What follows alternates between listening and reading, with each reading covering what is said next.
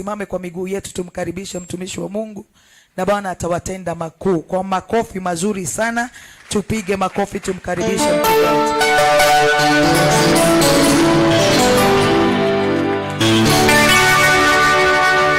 Haleluya. Bwana wako. Bwana Yesu. Haleluya Bwana. Good. Mpande huu mwingine. Bwana Yesu asifiwe sana. Mwambie mwenzako karibu. Si umwambie kama you want an ordinary church, enda hapo kwa kijiji yenu, enda hapo. Ziko hapo. Bwana Yesu asifiwe sana. Haya, tuketi chini. Thank you. Jipigieni makofi. Jipigieni tu makofi. Unajua mnazoea kule, mmezoea kupigiana makofi, sasa jipigie. Jipigie makofi mzuri. Jipigie makofi mzuri. Hebu jiambie. Jiambie welcome. Jiambie welcome.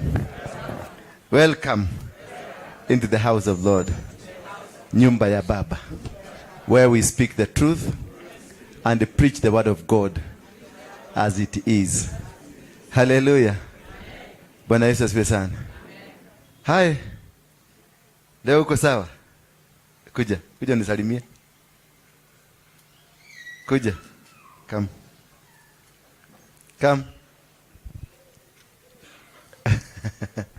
Thank you. God bless you. Asante sana. The spiritual mistakes that we make in our lives. Spiritual mistakes that we make in life. Makosa ya kiroho ambayo tunafanyaga kwenye maisha yetu. Ni kwa nini tunafanyaga manini zinaitwa makosa za kiroho? Na makosa za kiroho ni gani? How do we make these spiritual mistakes? Anything that is done in the spirit, it is a spiritual mistake. Like now when you do masturbation, ama when you do ile mambo ya gay na lesbianism, iko na connotation za kispirit. Therefore, whatever that you do, it will bind you in the spirit. And whatever you see in the spirit, in the physical, it is a manifestation of what happened long time ago. Ukaona ukifanya masturbation sasa, haikuanza sasa, ilianza kama miaka 5 mbele. Ukijikuta sasa unaiba, unaokota kitu ya wenyewe, it did not start today. It started in the spirit. Whatever unaona hii mambo, unaona crime Kenya, crime inaenda hivi, it did not start yesterday. It started long time ago in the spirit. And these are mistakes that we make. Anything. What is a spiritual mistake? A spiritual mistake is that it's that which happens in the spirit and manifests in the physical. Bwana Yesu asifiwe sana. Makosa ya kiroho ni ile kitu unafanya katika ulimwengu wa kiroho. Umesikia hapa kulikuwa na ulimwengu wa kule baharini, na hapa kuna ulimwengu wa huko duniani.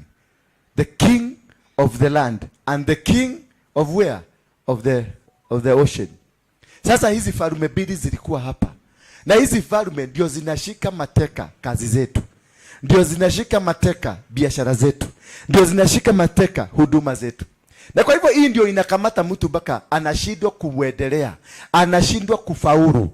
And this is what has caused us to stagnate, has caused us to suffer.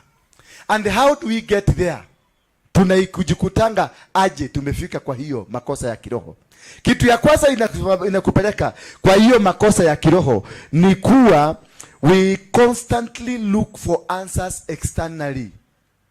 When you find yourself unatafuta majibu nje ya Biblia, nje ya neno la Mungu, nje ya venye Mungu ametufundisha. Kama sasa watu wanaenda kwa mganga kutafuta usaidizi.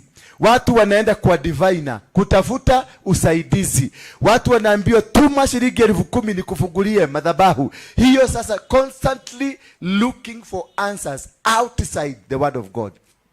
It is only the word of God that has the power to give you an answer. Otherwise, anything outside the word of God, any prophetic word outside the word of God, it is null and void. Any muhujia outside the name of God, huyo si muhujia. Any prophet, any apostle outside the word of God, huyo si apostle. It is the foundation of what is going to befall you. Bwana Yesu asifiwe sana. When you encounter ukewe, ukapigiwa kasimu ama ukapigia mimi, nikakwambia nitumie shilingi 5,000 nikuvujie madhabahu, umefungua mlango wa kiroho wa mateso. Umefungulia mapepo yameanza kukufunza. Ndio unaona nilituma na watu wengi wananiambia, nimejaribu. Kuna mama mwingine nikamwambia kubavu, shona hiyo mdomo yako. Ati hakuna hata kwa mhubiri nimejaenda. Nimeenda kwa mahubiri wote. Nimetumia pesa. Nimetoa sacrifices. Nimetumia hodi. Itafuata offering. Nimetoa nini? Hakuna kwa mhubiri mpaka sasa nimechoka. Ndio maana nimesema nikupige nikakuuliza mimi ni nini? Mimi si mhubiri. Si atamalizana na mimi kutoka hapo tena aenda aanza kuniogelelea. Nikamwambia wewe acha ujiga. You are the problem. You are what? Ukaona umeenda nyumba kama 5 kuobewa and nothing is happening. You are the problem. Inua mkono wako kama umewahi kwenda nyumba kama 5 kuobewa. Umeenda kwa pastor huyu, umeenda kwa pastor huyu and nothing is happening. Just be sincere. Be genuine to yourself. Be genuine.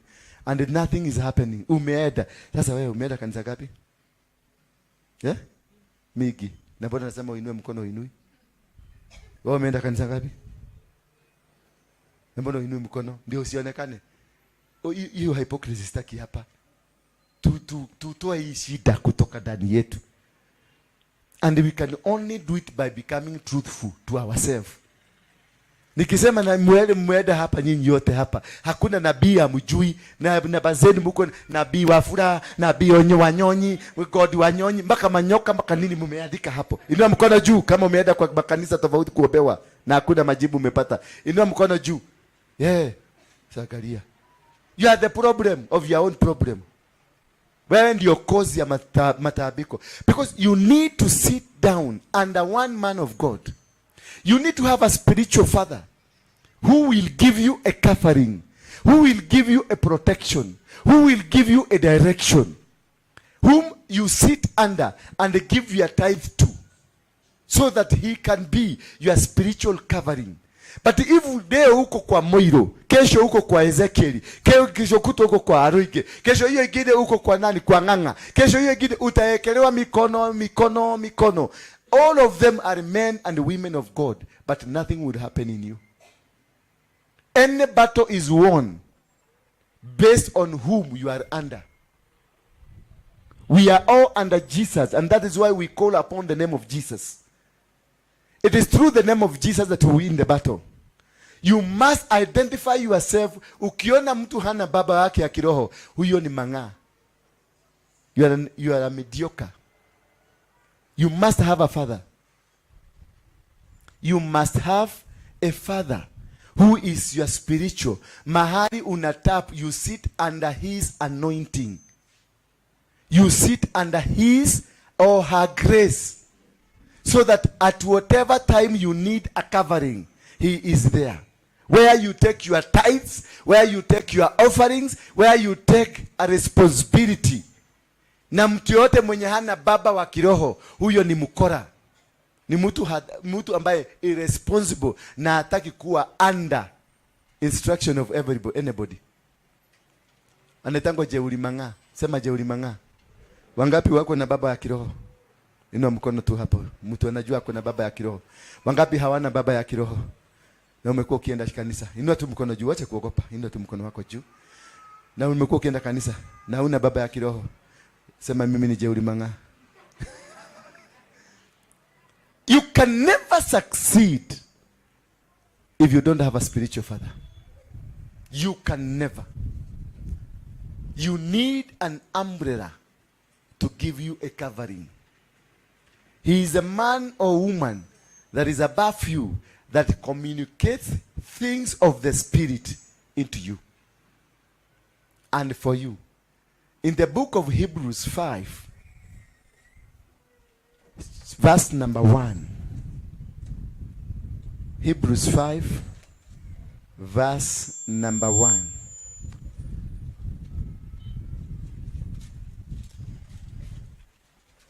Somebody?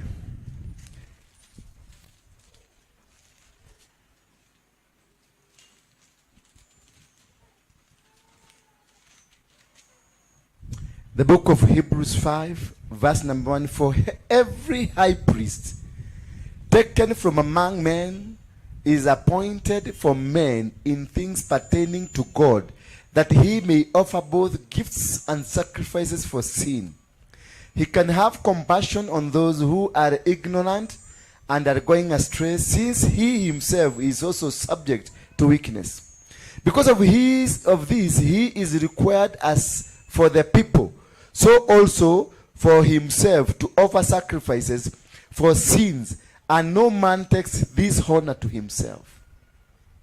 This is a man that has been picked from among men to be in charge, to offer atonement, to offer sacrifices and gifts on things pertaining men, and men is you. When I go to the mountains, I carry all your burdens and take them to the mountain to pray for you. When I ask you to send me your prayer requests, I go right now. Mumeona hiyo kitu ya waganga tumevunja hapa. I have nimetoa sacrifice to my spiritual father. Why? Because I want his covering. Because what I'm attacking might be even higher than me. I need him. Ndio naona unaenda kuobewa, unafufua madhabahu ambayo ni kubwa kukuliko. Ukitoka huko unatoka ni kama mtu alikanyagwa na lori. Yet you are in a man of God.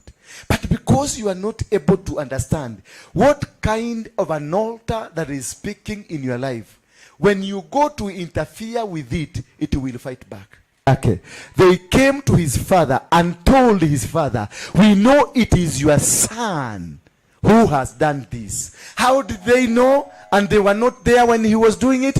In the spirit, they were able to connect to know who has this capacity of understanding how to destroy an altar. They knew it is only who? They knew it is this man called Gideon. And they asked for his father, bring your son that we may kill him because of doing this.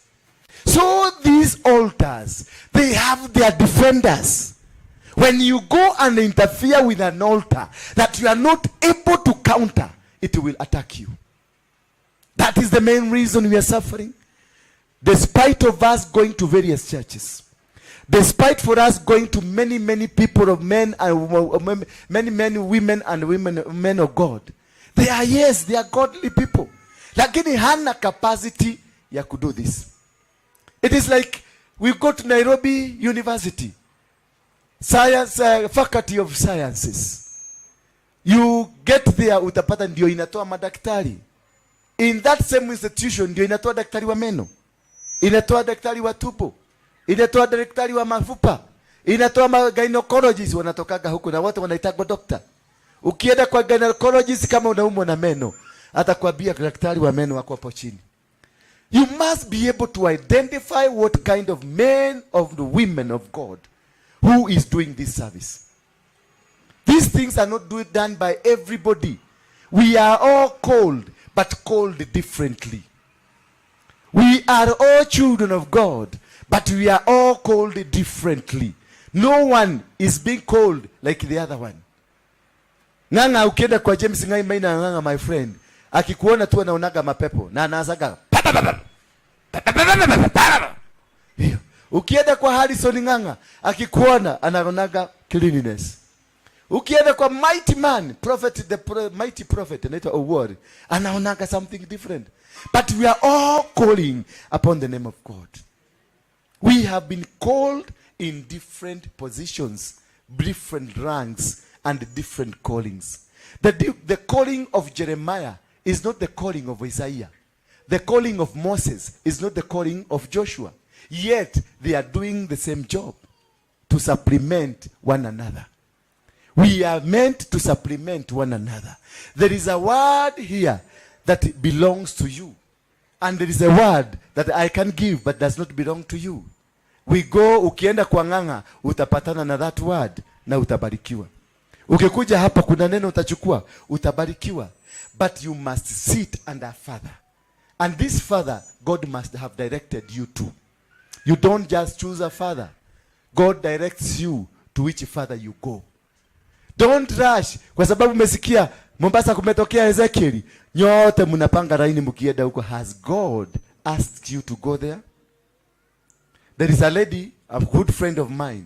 Alienda kwa Kakande, akaenda kwa TB Joshua, akaenda kwa jamaa mwingine South Africa, akaenda kwa Bushiri, akaenda kwa Rukahu, lakini alikuja kuponea hapa. Bwana Yesu asifiwe sana. Na kuko alinihasabia au kwa Kakande aliacha $1,000,000. Kwa wapi aliwacha pesa hii? Kwa wapi aliwacha? Nikamuuliza, uko na pesa ngapi? Akaniambia, mimi referred niko na 200. Nikamwambia ekelea kwa mfuko hapa juu. Alipoekelea alianguka hapa na akapona. Saizi yako Canada. So it is not about the money you give. God does not look at the money. God is not interested with your money.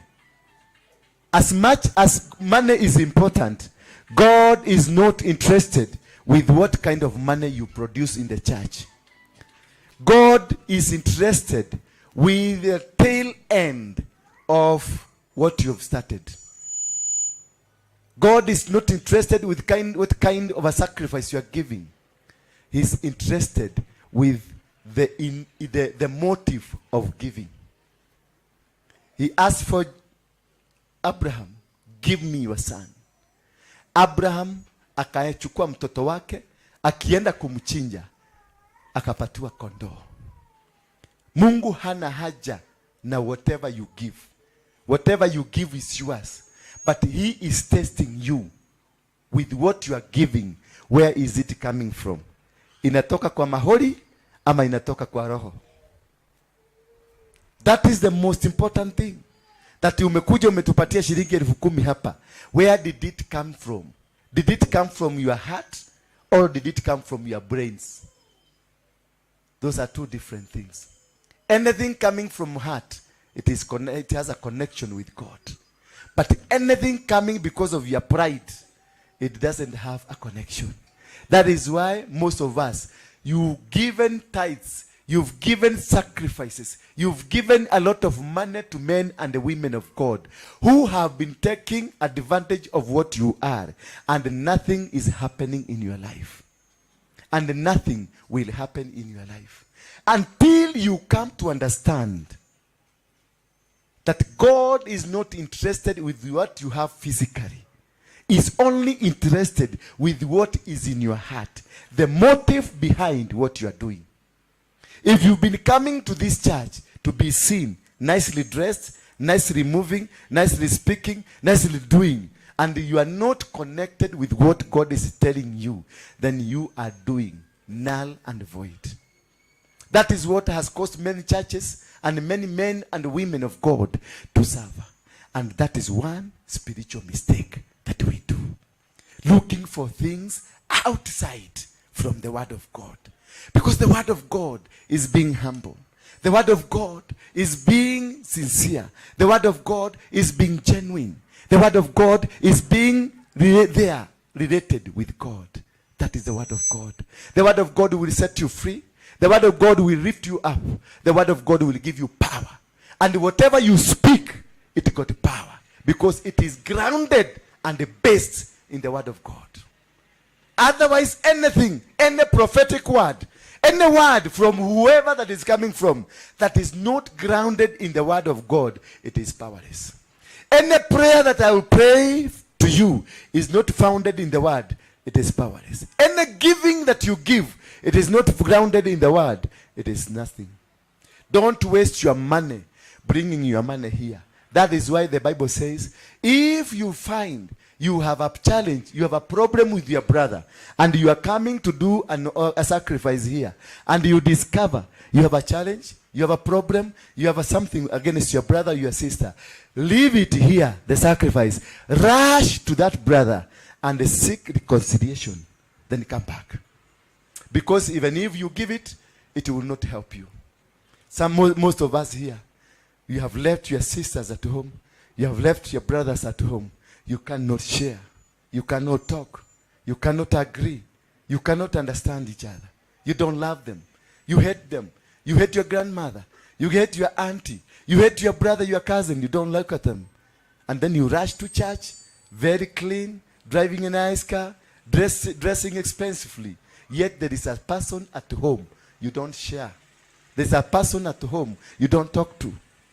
That sacrifice will not be heard. That sacrifice will not be listened to. That sacrifice is zero. That is the reason you are suffering, yet you have been to churches. That is the reason you are crying, yet you've been to pastors. That is the reason you are crying, yet you've gone to the mightiest prophets in this world. You have wasted your time. You have wasted your energy. You have wasted your precious moments. Seek God. Seek the kingdom of heaven and its righteousness, and the rest will be added to you. It is the kingdom. Once you go to seek the kingdom, you understand the principles of the kingdom. The principles of the kingdom tells you to be genuine, tells you to be sincere, tells you to be humble, tells you that you are a human being, just like the other human being. Praise be the name of God. The principles of the kingdom tells you, be humble woman, be humble man. That is what Jesus was, and that is what Jesus would mean to be. The kingdom of heaven, the principle tells you that you must love one another. You love your brother just the way you love yourself. Because God is love, and love is God. Without the love of God, it doesn't matter who you are, what you are. It doesn't matter what you think you can be. If you don't have a genuine love of God, you are headed nowhere. You will never succeed. You will never make it. You will never go through. That is what we call a spiritual mistake that we do, thinking we are doing it right. Little did we know we are doing wrong. You are told and sent, go and preach somewhere, but you don't want to go. Because you look at that place, it is not your class. When I was told first to come and preach and start here, I didn't want this hall. I wanted a bigger hall that was on the other side. And God insisted, this is the hall. Then I looked at my name and I thought that this is so small for me. Then God told me, that is where you're going. Then he commanded somebody from afar to come and pay the rent for this house. And since then, we have not stopped. Until just the other day, he told me, I'm going to change your position to give you a bigger position because of being faithful and being obedient to my word. Praise be the name of God. Bwana Yesu asifiwe sana. Those are small mistakes that we do. Another small mistake that we do that is of essence. You promise something in the house of God. You take an envelope, you say, I'm going to do this, but you have not done. Mukienda kwa nyumba nyinyi, kuna bahasha ya kwa Wairimo, kuna bahasha ya kwa Ng'ang'a, kuna bahasha ya Ezekiel, kuna bahasha ya TB Joshua, kuna bahasha ya nani? Ya Mugaga, kuna bahasha ya Freemason, kuna bahasha ya Illuminati. Zote ziko. Na ulizibeba ukisema nitarudisha. Bwana Yesu asifiwe sana. That is a mistake number one. Constantly looking for answers externally. That is, we go for witch doctors to give us direction, diviners, traditional mediums, turning instrument of worship into worship. Tell your neighbor, turning instrument of worship into worship. What do I mean by that? Wagapi wako na maji ya Ezekiel hapa? Ama ya TB Joshua? Wangapi wameenda kwa TB Joshua kama mimi? Inua, lift up your hand. Wangapi wako na sticker? Wangapi wako na kakitu kama mafuta anointing oil anaikaga hapa akienda kwa ofisi na inua tu mkono wako juu. That is turning instruments of worship, making them a worship.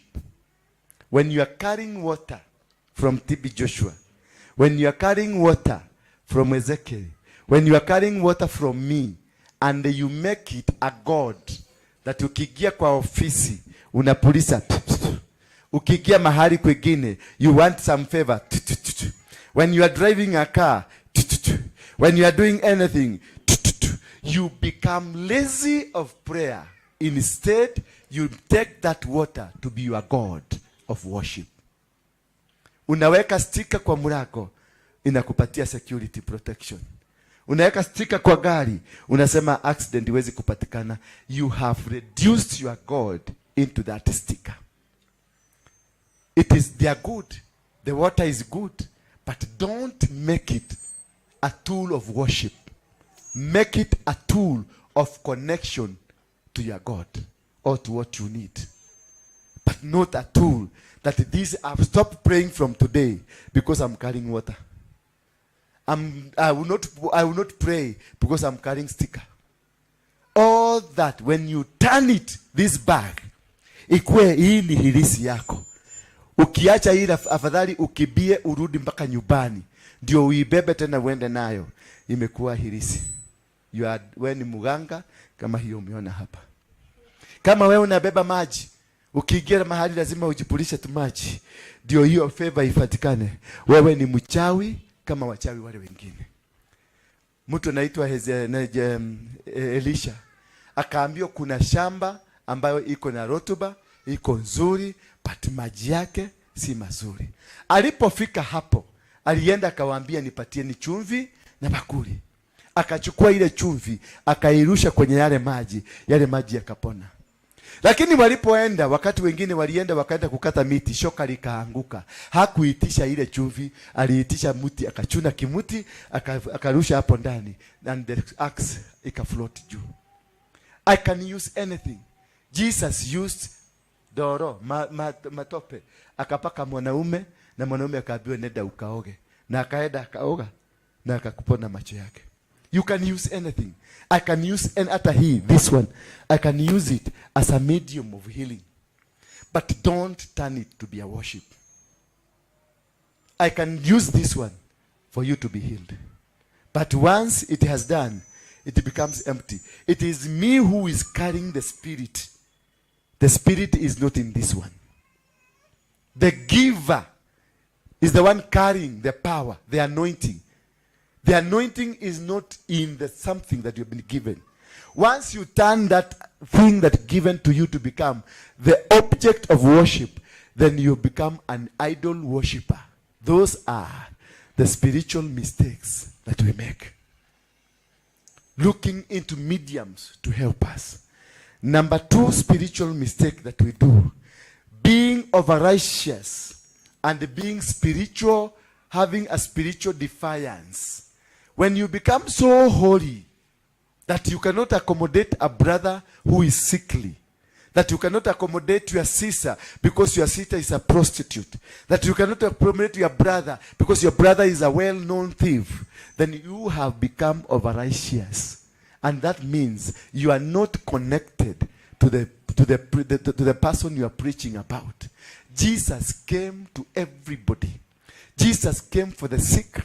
Jesus came for the prostitutes. He came for the bad people in the society, that he may turn them to become good people, so that these good people can know God. We are supposed to be instrument of making and changing lives to become better and live a world that is a godly world. A world that God created, a world that God wanted to be, the world that we are supposed to live. We are what we are because of them that we make. Praise be the name of God. I'm moving very fast because of time. In the book of Acts 20, the Bible says, repent and then turn to God, so that your sin may be wiped out, that time of refreshing may come from the Lord. Repenting, it is not confessing your sin. Repenting is being humble. Repenting is being humane enough that you connect with your God and release your spirit, your body, and your soul completely to God, that he will control you. But when you find there are things unafanya na zingine haufanyi, then you have not repented. When your spirit is still connected to you, not to God, bado you are not repentant. You must repent completely so that you can be set free from the willpower of sin. Another spiritual mistake, being attached to your spiritual practices. When you are attached to your spiritual practices, it is like when you go back home na unasema kwetu tunafanyanga, kwetu tunakuanga, kwetu guka alisema, guka alifanya. Those practices are spiritual sin. In the book of Jeremiah 35, the house of Rechab, and they were told by the aguka that musilime misabibu, musivune misabibu, wala kutengeneza wine, wala musijenge manyumba, muendelee kuishi kwenye tent, kwenye hii nchi ambayo mnaishi kama maskini. Then Jeremiah was sent by God to go and tell them, and God told him, nenda uwapatie kila mtu glasi moja ya wine, because it is the wine that was used kuwafunga. Ile laana ambayo imefunga familia hiyo ilikuwa glasses of wine. So Jeremiah was sent, akaambiwa aende kwa hiyo boma ya Rekabu awapatie wine ndio waweze kufunguka, but they refused. That is why I was telling you, it is only God who knows what you are going through. A man of God does not understand. So he will not be able to give you the quantity or the amount of money to give you as a sacrifice. It is only God who will speak to you and tell you this is what you are supposed to give so that the challenge you are going through. Because he is the only. Wana wa Rekabu hawakujua ni laana gani iliwekwa. Hawakujua ni kwa nini walilaaniwa. Maana guka yao aliwaambia musiwahi lima misabibu, musiwahi hata kulima mashamba, na musiwahi kujenga manyumba, muishi kwenye hema miaka yenu katika nchi hii ya ugeni. It was a curse of poverty.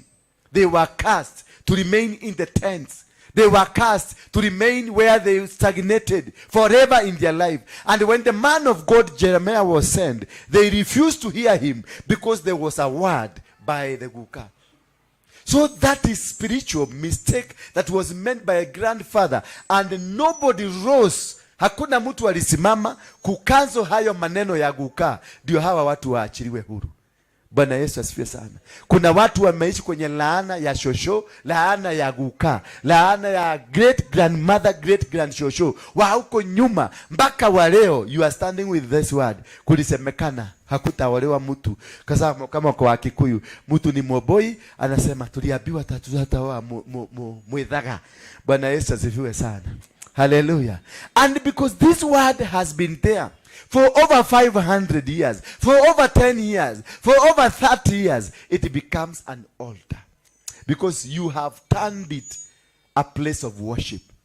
Anything repeatedly done, anything repeatedly done by your mouth, confessed by your mouth, confessed in your mind, it automatically becomes an altar. Anything that you continuously unasema baba yetu alisema, baba yetu alisema, baba yetu alisema, guka yetu alisema, automatically a place where there is an altar, it is a place where constantly a worship has been done. What we say by our mouth, it is a worship irrespective from which angle you look at it. Praise be the name of God. So what you say every day, if you call yourself a poor person, if you call yourself that you are, God decided you to be this way, that is what it becomes, an altar. And when it becomes an altar, that is what you'll become. Bwana Yesu asifiwe sana. Watu wengi hawajarogo hapa, lakini walijiroga. Because that is what they said. That is what the doctor said. In the book of Jeremiah 1 verse 14, but each person is tempted when they are dragged away by their own evil desires. These evil are our own desires. It is what we have decided. What I have said. Wagikuyu wengi wanasemaga onakuria uguo Ngai ario giteine. Bwana Yesu asifiwe sana. Saa hiyo watoto wamelanda kwa kulala kwa bila chakula. Nyumba mnalala nje kwa brother. Ama lakini unasema ona kurio uguo Ngai ario giteine, huyo ni Mungu shetani. Hakunanga Mungu anaweza kukulalisha kwa kichaka na akue kwa kiti. Bwana Yesu asifiwe sana. You must change the narrative and say, this is not what God, this is not my portion. This is not what God decided me to be. I am not the tail, but I'm the head. I am a blessed person. Deuteronomy 28. That when I go in and when I come out, I am a blessed person. Nikitoka Kenya niende America, I will still be blessed. Nikitoka hapa niende Tanzania, I will still be blessed. That the blessings of God are constant. They are not here because of a special occasion. Then when you go to another position, your occasion inaisha. No. The blessings of God are constant. So why do we suffer?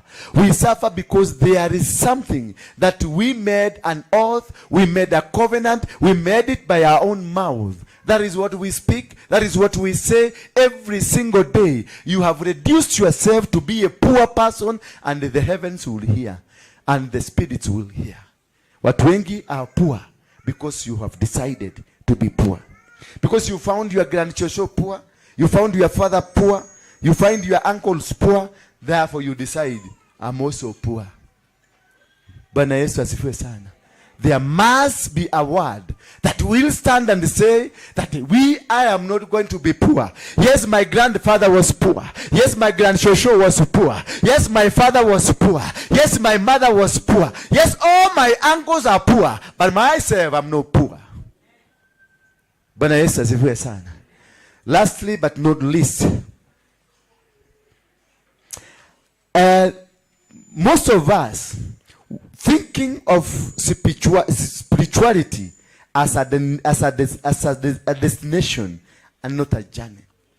Many people, we have taken spiritualism, Christianity, as a destination. When you became a Christian, that was the end of relating yourself with God. That is the end of you constantly going to prayer mountains, going to seek God, and you stopped the journey of looking for God. Christianity is a journey. Christianity is a movement. Christianity is a transformational life that you continually graduate from one level to another level according to how God lifts you up, according to how God blesses you, according to how God looks at you, according to how God gives you insights. Myself, when I got saved, I came from a movement that I was leading, and this movement grew gradually. I've been giving the story about my life. This thing started from a small thing and it became a big thing. When we started the church here, we are only 7, and we were not doing it as a church. We were doing it as a fellowship. Nobody wanted to have a church. We wanted just to be fellowshipping once in a week. But God has gradually changed us to become what He wants us to be. So do not take this one as when you become a Christian, this is not the end of the game, but the beginning of the journey. So Christianity is a process of purification, a process of desires to be like God, a process to do the will of God, a process to stand the way God wants you to be, the process to do your business the way God wants you to do, a process to live in, a process to stand with. That we read in the book of Hebrews 4, chapter 4, verse number 12. For the word of God is alive and active, sharper than any double-edged sword. It penetrates even dividing souls and spirit joints and the marrow. It judges the thought and the attitude of the hearer. Bwana Yesu asifiwe sana. So let us live a life that is pure, a life that is just, a life that is acceptable. Hypocrisy, mediocrity, and over-righteousness, it will not take you to heaven. Be a simple Christian, but a genuine one. Don't look at others. I remember there are some pastors in Kenya who cannot even sit with me because I am from Mungiki. A few months ago, there are bishops I found in Serena Hotel, And they had to move out of Serena Hotel because they have seen me. Yesterday, the same bishops invited me for a breakfast meeting tomorrow. And I told them, I am not available. Because if the picture they portrayed to me, they want to be working with a person who is positively identified in the country, but not that one who is negatively identified. When they see me with people who are from brothels, people who are murderers, people who are sick, then for them, they don't want to be associated with that kind of a person because they have a big name they are protecting. The only big name that's supposed to be protected, and you can't protect it because it protects itself, is the name of Jesus. The rest is useless. The rest, nothing. A month ago, I called a bishop, a good friend of mine, that I want him to host me in a function. He said no, that I need first nikaeka kama miaka 2-3. But now he is asking me that can I join you in Thika Stadium, the same man, because he is interested with the coverage that will be there, with the media coverage that will be there, with all those other people they are interested in. They are not interested with souls like this one. They are not interested with how you are living. They are not caring whether you are going to die or you are not going to die. I'm telling you, my brothers, my sisters, the change has come. And you must begin to change your life. You must begin by changing yourself. I will not entertain mediocrity here. If it's your money, keep your money. I don't need your money. I need a genuine heart here. We need to go to heaven together. We need to go to heaven together. Not because you are in a hurry. Unakuja hapa, unaniambia nataka kuona pastor. Kwa sababu niko na haraka. Ukwende kabisa. Or you never be allowed to come and see me. Sit down. Be taught the word of God. Hiyo ingine utajifungua. When you know the word of God will set you free. Because the word of God is truth that sets you free. May God bless you. Hallelujah. Let's put your hands together for Jesus Christ. Pigieni Yesu makofi mazuri. Yes, how many of you wanajisikia sasa wako huru? Nataka kujua, ni wangapi wanajisikia sasa wako huru, wamefunguliwa kabisa?